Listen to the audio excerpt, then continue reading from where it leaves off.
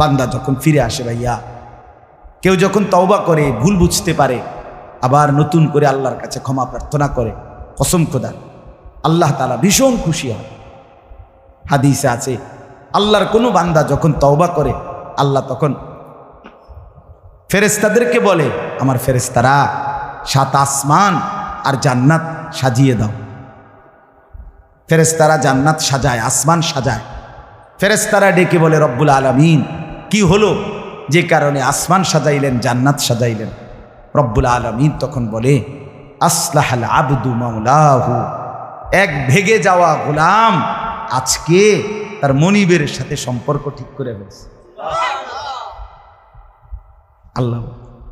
আল্লাহ বলে, আমার এক গোলাম আমার থেকে ভাইগে গেছিল রে, অনেক দিন ওই আমারে সেজদা দেয় নাই, আজকে দিছে। অনেক দিন সে আমারে ডাকে নাই, আমি খুব কষ্ট পাচ্ছিলাম। আমার বান্দা আমার হাতে গড়া, আমার দেওয়া নাক, চোখ, কান, আমার দেওয়া জবান, আমার দেওয়া জিহ্বা, আমার গড়া বান্দা আমারে ভুলে আমার থেকে ছুটে গেছে। আজ আমার সেই ভেগে যাওয়া বান্দা আমার কাছে ফিরে আসছে।